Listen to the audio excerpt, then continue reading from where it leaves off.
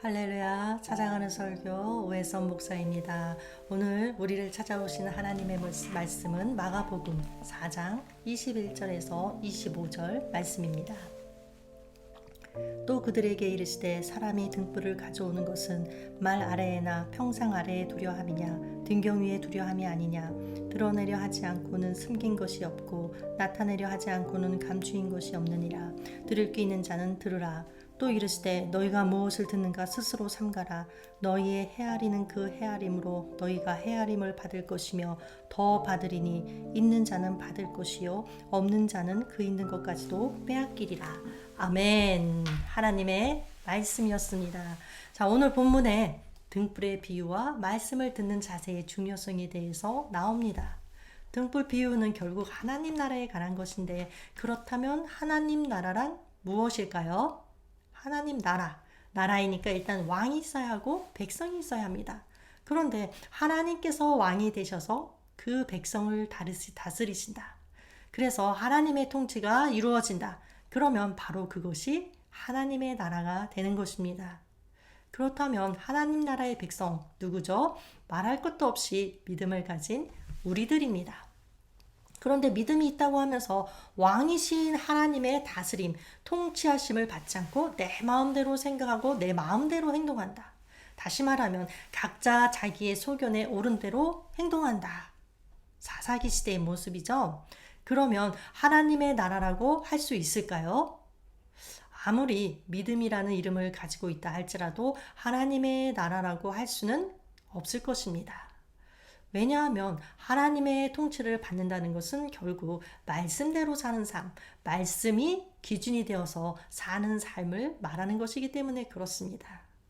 믿음을 가지고 하나님을 믿는다고 하는 자들이 말씀의 기준에 입각해서 생각하고 말씀에 따라서 행동할 때 비로소 하나님 나라가 되는 것입니다. 자, 오늘 예수님께서는 등불 비유를 통해서 하나님 나라의 원리를 가르쳐주고 계신데, 그렇다면 결국 등불 비유가 말하는 것은 무엇인가? 하나님 나라는 등불과 같이 모든 사람이 보도록 빛을 내고 있다는 것입니다. 숨겨진 것이 아니라는 것입니다. 자, 21절 말씀 볼게요. 사람이 등불을 가져오는 것은 말 아래에나 평상 아래에 두려 함이냐 등경 위에 두려 함이 아니냐. 자, 사람이 등불을 가져오는 목적은 말 아래에 두거나 평상 아래에 두기 위함이 아닙니다. 여기서 말은 곡식을 측정하기 위해서 만든 큰 그릇인데, 그 그릇으로 등불을 덮으면 불빛이 가려지죠.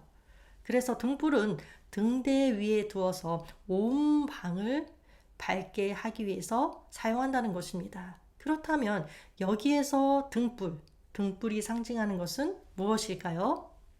바로 예수 그리스도, 예수님이십니다. 요한복음 1장 9절 말씀이죠. 참 빛, 곧 세상에 와서 각 사람에게 비추는 빛이 있었나니. 예수님은 죄악으로 어두워진 이 세상을 밝히려고 오신 참 빛이라는 것입니다. 그래서 예수님께서 선포하신 천국 복음, 하나님 나라의 복음은 어두움을 내어 쫓는 유일한 빛이 됩니다. 그래서 우리가 말씀을 들으면 어떤 일이 일어납니까? 어두움이 물러갑니다. 내 심령이 밝아집니다. 내 영혼이 소송함을 잊습니다. 살아나는 역사가 일어납니다. 이것은 말씀이 빛이기 때문에 일어나는 일입니다. 그런데 이 천국 복음은 등불과 같이 모든 사람이 볼 수 있도록 빛을 내고 있는 것과 마찬가지로 모든 사람에게 밝히 비춰지고 있습니다. 그런데 사실은 예수님의 여러 비유들을 일반 무리는 물론이고 예수님의 제자들조차 제대로 이해하지 못했습니다. 제자들에게조차 천국은 아직 감추어져 있는 비밀이었습니다. 이 비밀은 십자가와 부활 사건 뒤로 미뤄지고 있는 것인데, 그러나 그럼에도 불구하고 천국의 씨앗은 이미 뿌려졌고 그 씨앗은 아직 미약한 단계이지만 자라나서 크게 성장할 때 만천하에 공개된다는 것입니다. 결코 감춰지지 않는다는 것입니다. 그래서 22절 말씀이죠. 드러내려 하지 않고는 숨긴 것이 없고 나타내려 하지 않고는 감추인 것이 없느니라.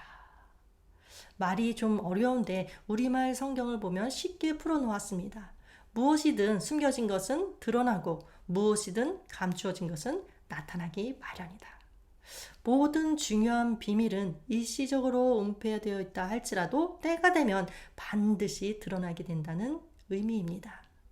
복음의 비밀이 온 세상에 선포될 것을 염두에 두고 하신 말씀이죠. 그런데 이제는 에베소서 1장 9절 말씀을 보니까 어떻게 되어 있느냐?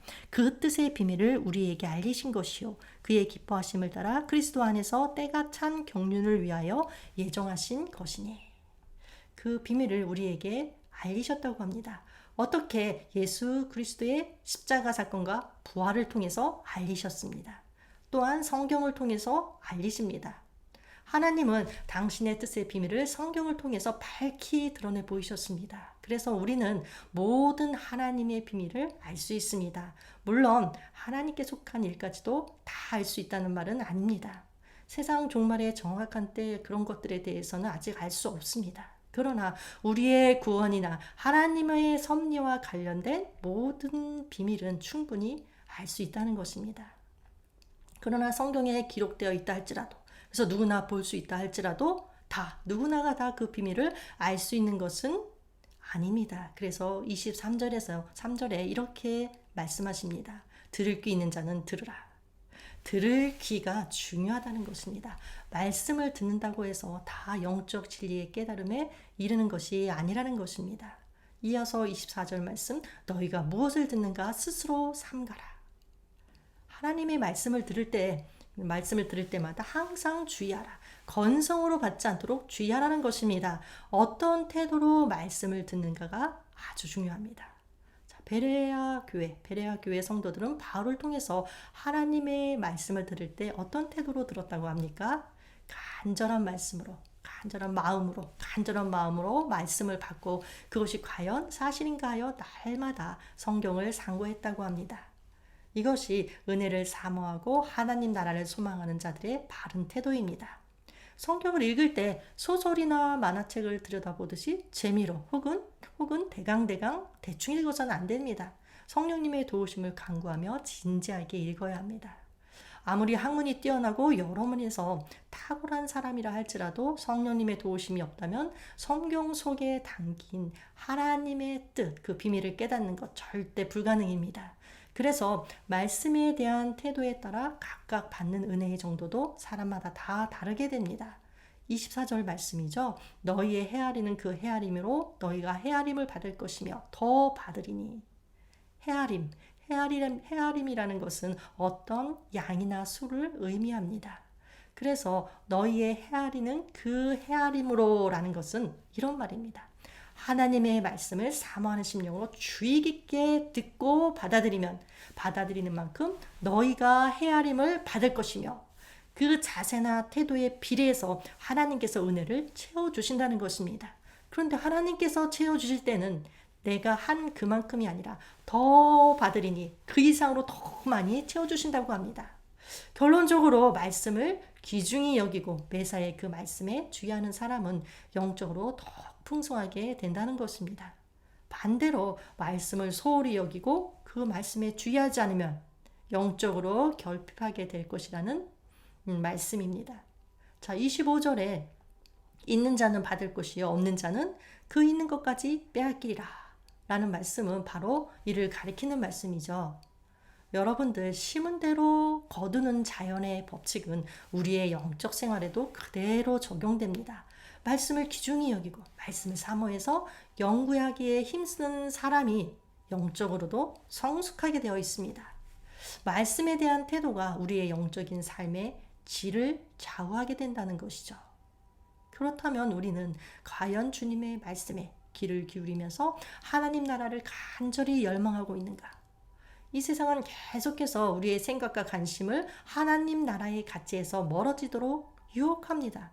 마치 세상의 일들에 분주하고 내가 바쁘게 살아야만 성공할 수 있는 것처럼 몰아갑니다. 이것은 아주 강력한 유혹입니다. 왜냐하면 주변 사람들이 모두 그렇게 살아가고 있기 때문에 그렇습니다. 주변에 있는 모든 사람들과 다르게 살아가는 것 결코 쉽지 않습니다. 그러나 그리스도인이란 어떤 자들입니까? 세상의 물결을 따라 살아가는 존재들이 아니라 세상과 구별되어서 세상을 거슬러 살아가는 존재들입니다. 주님 말씀하셨죠. 너희는 이 세대를 본받지 말고 마음을 새롭게 함으로 변화를 받으라. 이 세대를 본받지 말라. 이 세상에 동화되지 말라는 것입니다. 오직 하나님 말씀을 따라 살아가라. 살아계신 하나님의 말씀을 따라 우리 살아계신 하나님의 말씀인 이 성경의 가치관을 가지고 살아가야만 하나님 나라가 세상 사람들에게 보여질 수 있습니다. 자, 여기까지 들으셨으면 하나님의 나라 무엇으로 이루어져 가는지 짐작이 가실 것입니다. 무엇일까요? 하나님의 나라는 복음, 말씀으로 이루어져 갑니다. 초대교회 때 사도들이 기도에 힘쓸 때 무엇이 흥황했다고 합니까? 핍박 가운데서도 말씀이 흥황했더라. 결국 하나님 나라란 말씀이 일하는 곳입니다. 내 안에 말씀이 없으면, 그리고 우리의 공동체 가운데 말씀이 없으면 아무리 기도해도 하나님은 일하지 않으십니다. 그래서 말씀을 무엇이라고 하나요? 성령의 검이다. 말씀이 이토록 중요하기 때문에 하나님께서는 하나님 나라와 그의 의를 위해서 기도하라고 하십니다. 하나님 나라란 하나님의 통치가 이루어지는 것, 곧 말씀이 일하는 것입니다. 그렇다면 그의 의를 구하라 라고 했는데 여기에서 말하는 하나님의 의가 무엇일까요? 하나님과 나와의 바른 관계, 즉 말씀으로 맺어진 관계를 말합니다. 이런 바른 관계 가운데 하나님 나라라는 사명을 위해서 기도한다면 결국 하나님께서 이 모든 것을 너희에게 더하시리라. 무엇을 먹을까, 마실까, 입을까 하는 모든 문제들을 책임져 주신다는 것입니다. 그러니 우리들 어떻게 해야 하겠습니까? 어두운 세상을 밝혀야 할 복음의 빛을 말 아래나 평상 아래에 숨겨둔 어리석음 범해야 할까요? 부끄러워하면 될까요? 예수 그리스도에 의해 선포된 하나님의 복음을 농부가 씨를 뿌리듯이 우리도 계속 뿌려야 합니다. 왜냐하면 복음만이 어두운 제 가운데에 있는 영혼들을 영원한 생명의 빛으로 건져낼 수 있기 때문에 그렇습니다. 성경은 성도인 우리가 빛의 자녀라고 가르칩니다. 너희가 전에는 어두움이더니 이제는 주 안에서 빛이라. 빛의 자녀들처럼 행하라. 빛의 자녀들처럼 행하라는 말씀은 우리로 빛 가운데 거하게 하신 하나님의 명령입니다. 우리 중에 스스로 빛이 된 자 하나도 없습니다. 모두가 주의 은혜를 힘입어서 빛의 자녀가 되었습니다. 그래서 우리에게는 이 세상을 환하게 할 사명이 있습니다. 주님께서 성도들을 가리켜 너희는 세상의 빛이라 라고 하신 까닭이 바로 이것이죠. 이 세상은 어두움의 세력이 지배하는 곳이어서 어둡고 캄캄합니다. 이 어두운 세상을 밝힐 수 있는 자는 누구입니까? 세상에 비친 우리 성도들 뿐입니다. 참 빛으로 이 세상에 오신 예수님을 믿는 성도들만이 어둠의 세상을 비추어서 환하게 할 수 있습니다. 그렇다면 그 방법은 무엇일까요? 지하기 관영한 이 세상을 변화시켜 새롭게 만들 수 있는 길은 복음을 편만히 전하는 것밖에는 없습니다. 그러므로 주님은 우리에게 온 천하에 다니며 만민에게 복음을 전파하라고 명하셨습니다. 복음을 듣는다고 모두가 당장 빛 가운데 거하게 되는 것은 아닙니다. 그러나 그때 우리가 기억해야 할 것 무엇입니까? 농부의 씨 뿌리는 비유입니다.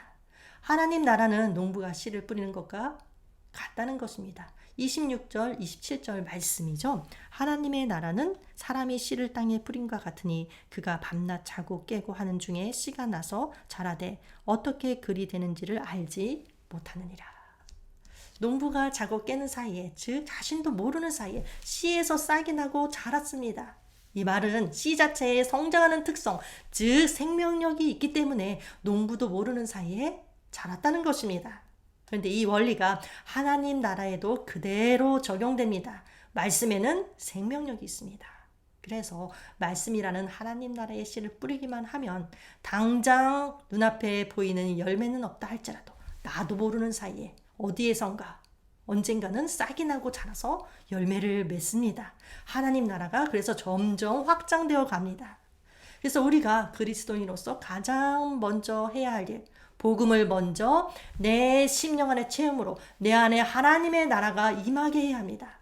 그 상태에서 복음을 내가 전파한다면 내가 나가서 서는 곳마다 하나님의 나라가 임할 것입니다.